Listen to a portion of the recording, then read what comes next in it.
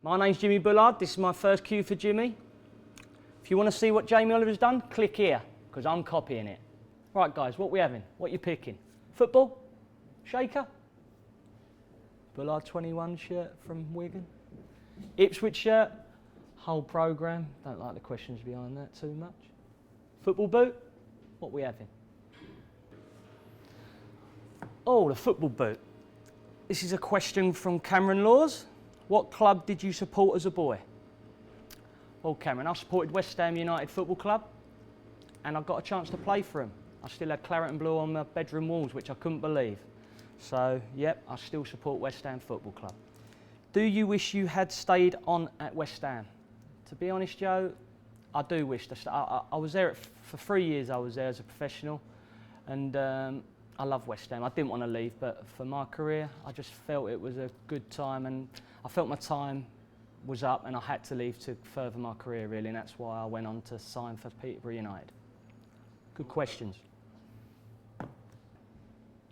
Hello, Joe. Thanks for your questions. That's how easy it is. Go on, then. What are you going to click on?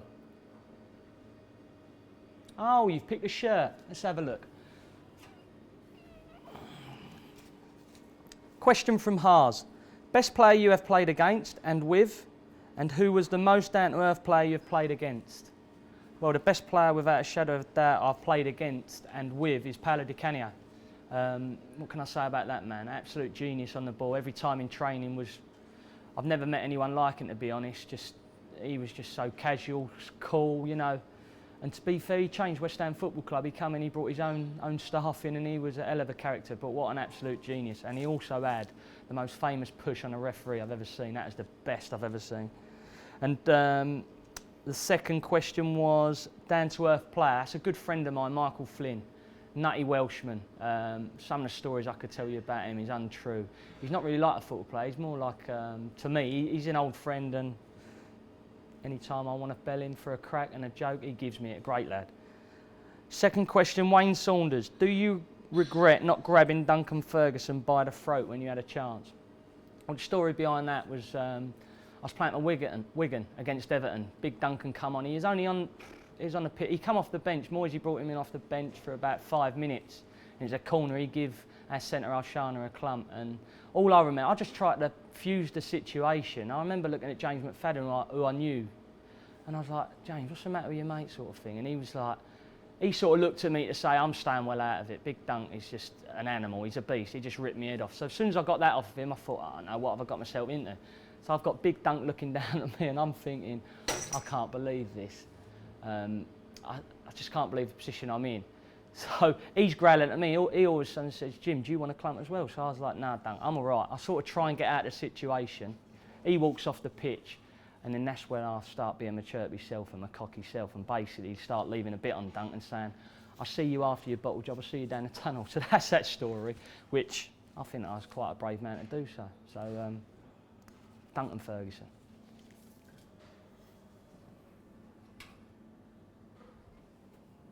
How'd you like that? Okay?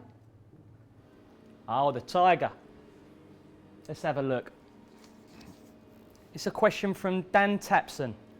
Do you think there is much difference between Championship top 6 and Premiership bottom 6? Dan, good question. I've played in the Championship before for Wigan Athletic and got into the Premier League, but I've also been in a relegation battle for Fulham, which in the Premier League, obviously. So I've played in the bottom 6 and I've played in the top 6 of both leagues. Personally, I don't think there's a lot of difference between quality of players. What I do believe is, I believe in confidence a hell of a lot. So what I'm trying to say, in the Championship, when you're winning a lot of games, you're in the top, you're in form, I think it's easier to win games. But when you're at the bottom there and it's a dogfight, it's so hard. It's just so hard to win games. So if you're asking me the question there, I think it's such a thin line. If I was a betting man, there's a little mini league between them. I don't think there'd be a lot between them. But if it's about winning, if you're asking, it's a difficult question to ask. But if you're asking me, is there a lot of difference? I don't believe there is, no. But I believe the winning teams would just have the edge.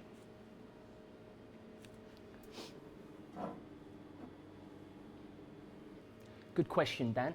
Thank you very much. Oh, we've gone for the posh programme. The old Peterborough days, eh? Let's have a look. Question from David. It's got to be a wind up, this second name. What's that called? Darliumtle. What's that? David Dalrymple. People, help me out. What does that say? Just go with David. Just go with Big Dave. Right, a question from Big Dave. Sort your second name out. What was the best goal you scored in your career? Well, Dave, it was actually at Peterborough. It was against Bristol City. We won 4-1. I always remember it. I had my dad up in the stands. It was probably about the 6th game I played for Peterborough. And I always remember I cut him from the left. I'm going to tell you all about it now. I cut him from the left, took one player and took another one, second player, and took a third player. I've never done it in my career, true story. And I've hit it from 40 yards. It's gone straight into the stanchion, which to this day I still can't. It's one of them shots, if I probably hit 199 of them would just, you know, and all the players would be slagging me off left, right and centre. But this one flew right in the top bracket. And the keeper, well, the groundsman to this day is probably still trying to get out of the stanchion. But Danny Wilson was the Bristol City manager, and I've still got the quote, and I wish I brung it with me today. I'm so sorry I didn't. He actually quoted, Danny Wilson, Bristol City managers, quoted, if I had 3 goalkeepers in goal, that wouldn't have been saved. So for me, that is the best goal I've ever scored. Thank you very much.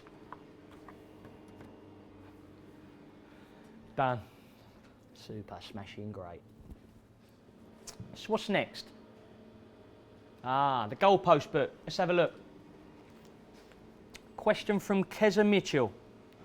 Have you been watching any of the championship games? If so, which 3 clubs do you think will get relegated? I've been watching a lot of championship lately.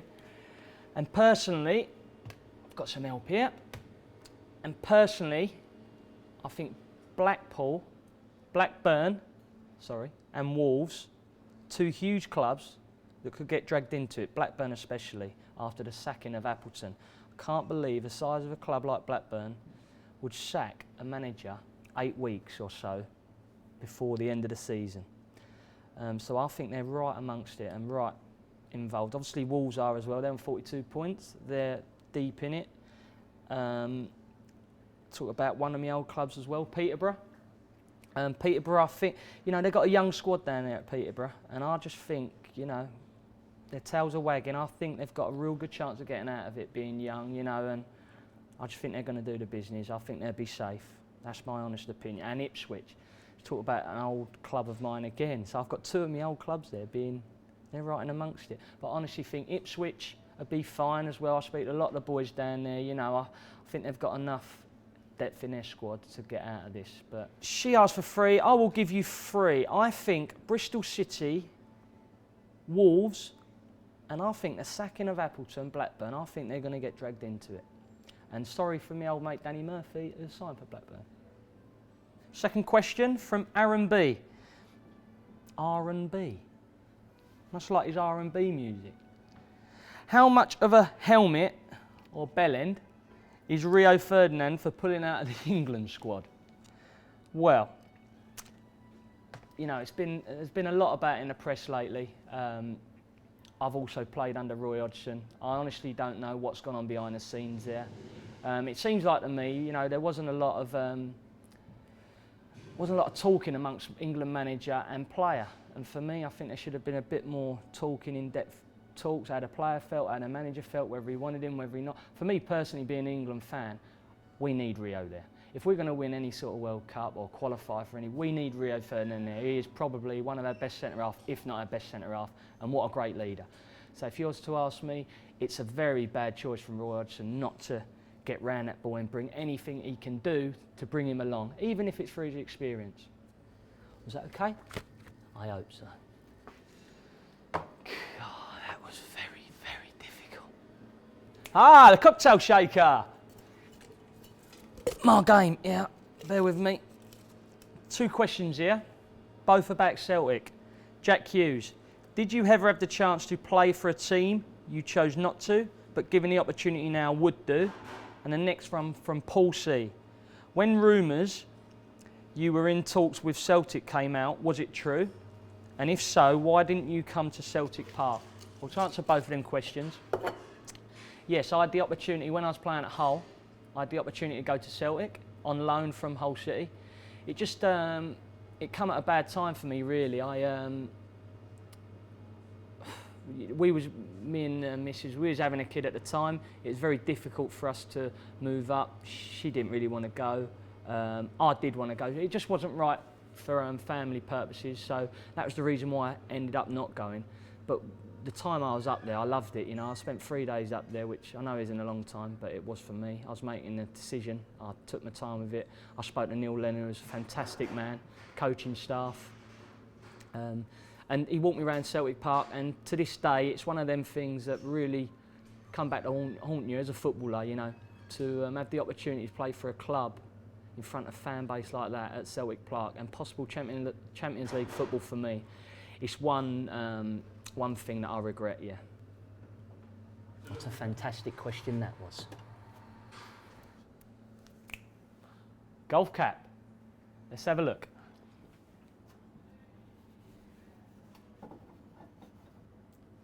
Really bring back the whole bar. Here we go. Right. Question from Lee Boddington. You might have been asked this before. If you could go back to your youth, would you rather have been a footballer or a golfer? Great question, that. To be honest, I've loved both sports as a kid. Ever since I was a kid, you know, 6 years old, I've played football and golf, really. My dad took me out to play golf.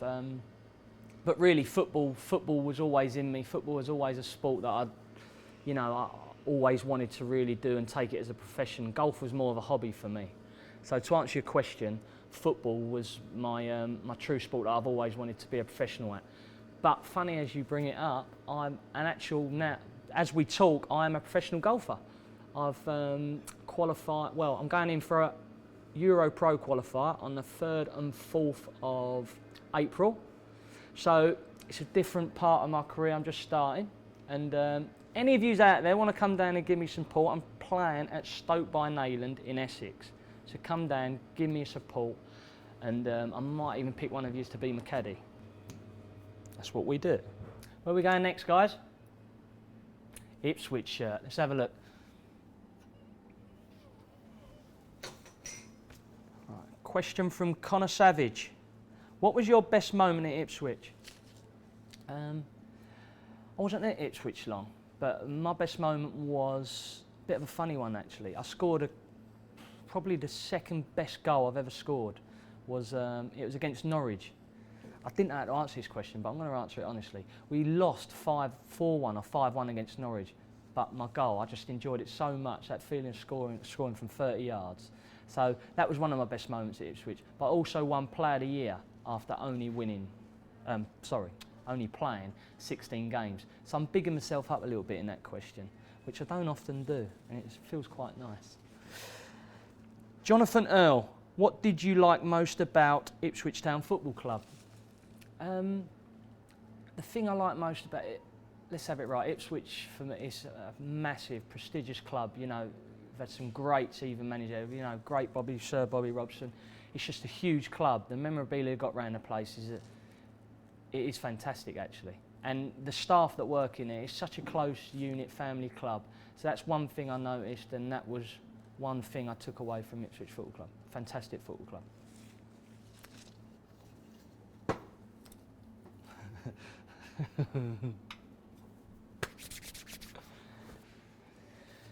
Thank you very much. This one, been dreading this one, the Hull magazine.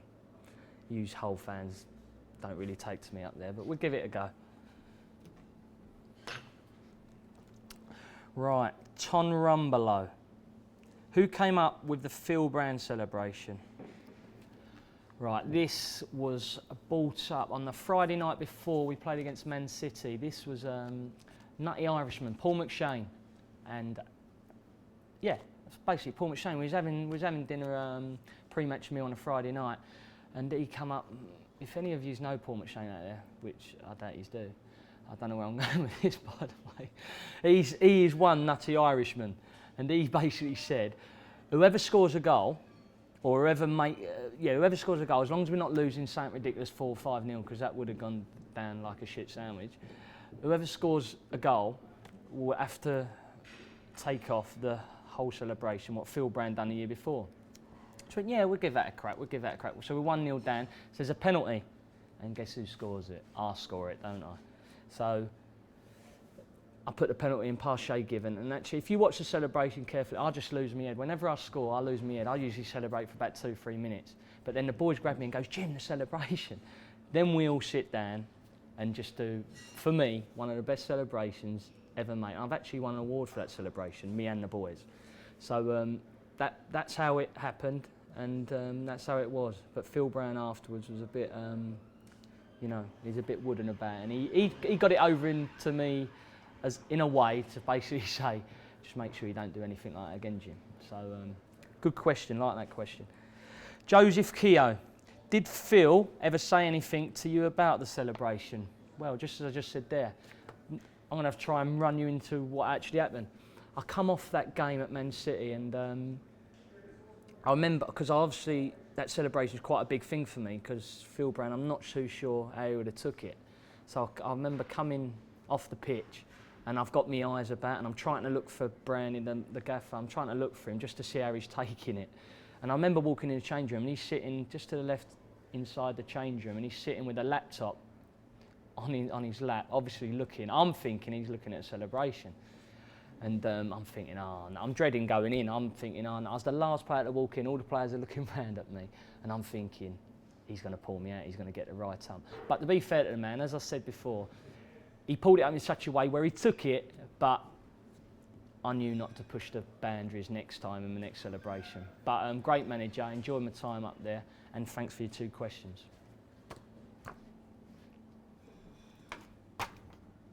Oh, a Liberty question. Offside. Pick the football, please pick the football. Pick the football, pick the football. Got the football.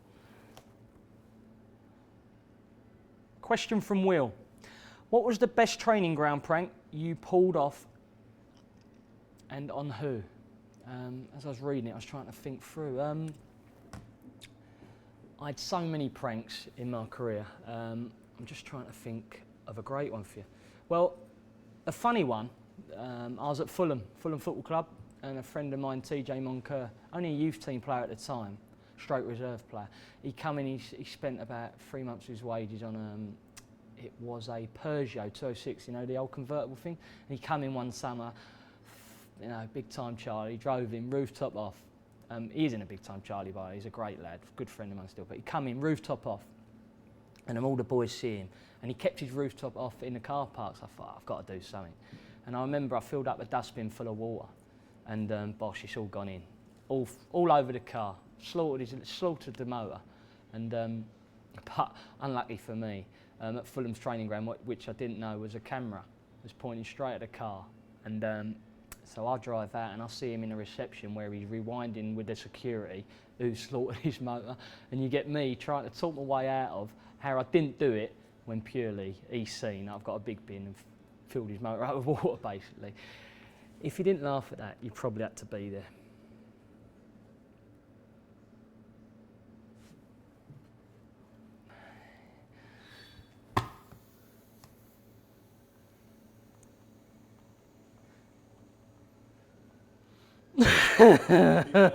That felt so fucking good. That's the end of your questions for Jimmy B. Hope you enjoyed questions for Jimmy. Click here to subscribe.